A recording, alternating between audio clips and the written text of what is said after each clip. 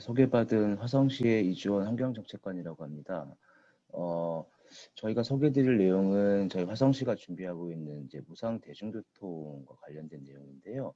앞서 박영남 소장님과 유준 교수님 그리고 용석 시장님께서 말씀하신 부분들 중에서 저희가 행정 부분에서 좀 접근할 수 있는 부분 중에 하나가 아닐까라고 좀 생각을 하고 있습니다. 간단히 설명을 드리고 저는 짧게 진행을 하도록 하겠습니다.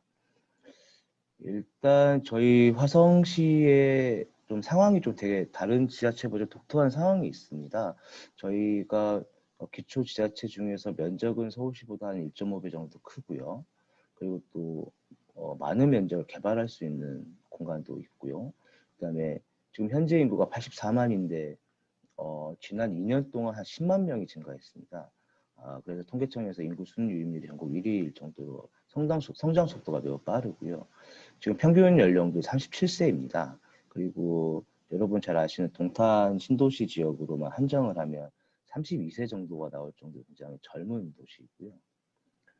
그러다 보니까 실제로 이제 경제적으로 굉장히 좀 부유한 지자체 중에 하나이고요. 거의 전국에서 가장 부유한 지자체가 아닐까라는 생각도 들고, 그게 그렇다 보니까 기업체 수도 전국에서 가장 많은 현황을 보이고 있습니다.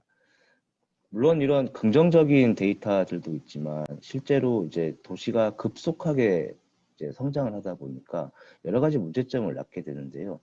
그 중에 하나가 바로 이 대중교통에 대한 교통에 대한 문제였습니다.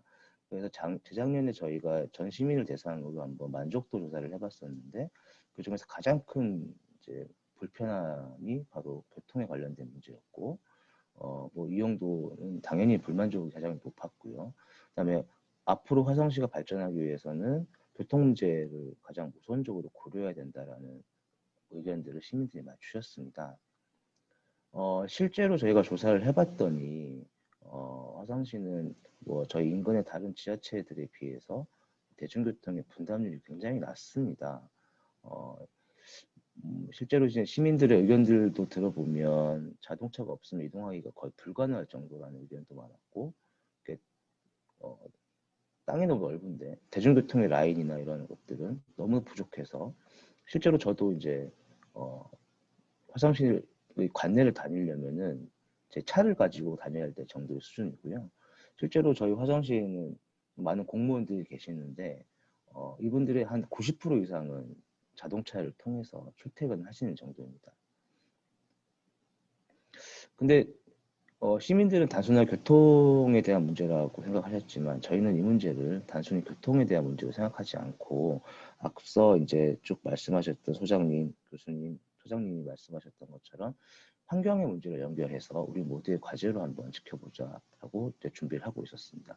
실제로 이제 대중교통 이용이 어려워서 자동차 이용이 증가하면 앞서 말씀하신 것들처럼 미세먼지도 많이 증가하고 환경 비용도 올라갈 것이고 또 온실가스 발생률도 높아질 것이기 때문입니다. 그래서 저희는 교통 문제와 지속 가능한 도시 환경을 실현하기 위해서 좀 시범적으로 무상교통이라는 정책을 한번 메이드를 해봤습니다.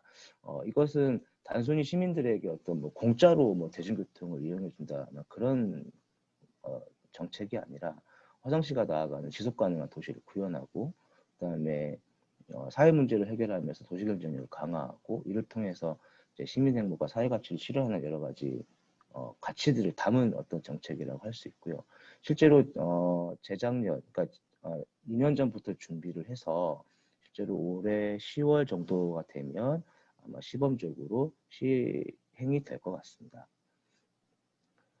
이 과정에서 아까도 말씀드렸지만 저희는 저희 관에서 뭐 탑다운 형태로 이 제도를 만든 것이 아니고요. 가급적이면 많은 시민들의 의견을 들었고 그다음에 아이디어를 모았으며 또 어떤 제도를 설계할 때 시민들과 함께하는 어떤 그런 플랫폼을 통해서 이런 제도를 설계를 했었습니다. 특히 이제 저희 화성시 같은 경우에는 작년부터 지역회의라는 플랫폼을 가지고 운영을 하게 됐었는데요. 이 과정을 통해서 다양한 시민들의 의견을 들었다는 것을 말씀드리겠습니다.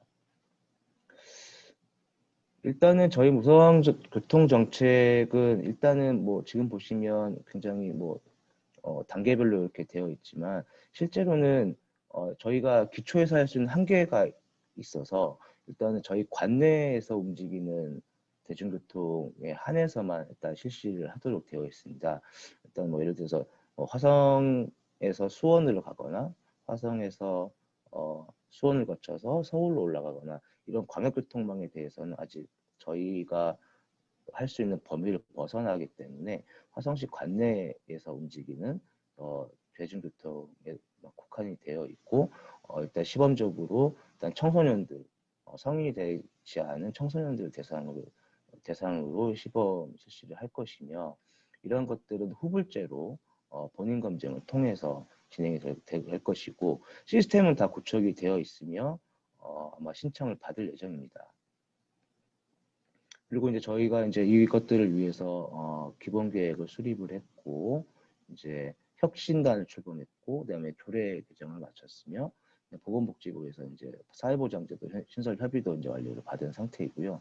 아까 말씀드렸다시피 올해 이제 아동 청소년들 한 14만 명을 대상으로 1단계가 진행이 될 것이고 그다음에 내년부터는 이제 아동 청소년뿐만 아니라 이제 고령자들까지 확대를 실시할 것입니다.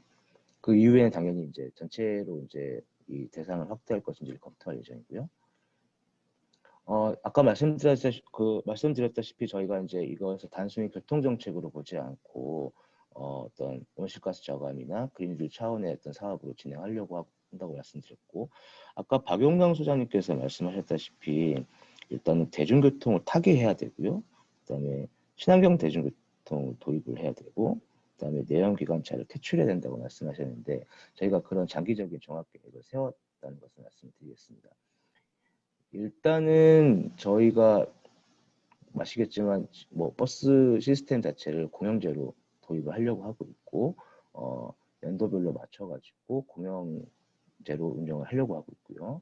그다음에 아까 말씀하셨다시피 이제 친환경 교통수단의 전환을 위해서 목표를 잡았습니다. 그래서 일단 내연 기관을 사용하는 일반 버스 대신에 전기 버스나 수소 버스를 단계별로 확충해서 저희는 2030년이 되면 친환경 버스로 100% 이렇게 전환을 하려는 목표를 가지고 있고요.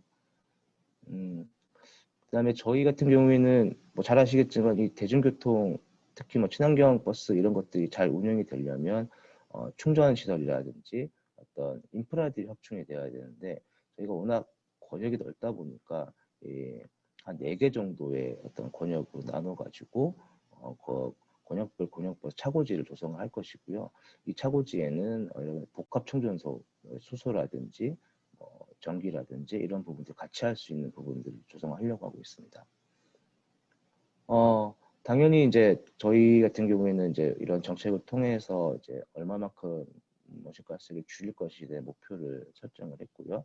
2030년까지 한 6만 6천 톤까지를 줄여보려고 노력을 하고 있는데 실제로 이 부분은 제도를 운영해 보면서 좀 더 속도가 높아질 것이라고 저는 예상하고 있습니다. 실제로 저희 화성시는 지난 7월 20일 날 이제 화성형 그린이드 종합계획을 발표를 하면서 그 안에 이 우산교통 활성화 부분을 한 부분으로 넣어놨습니다.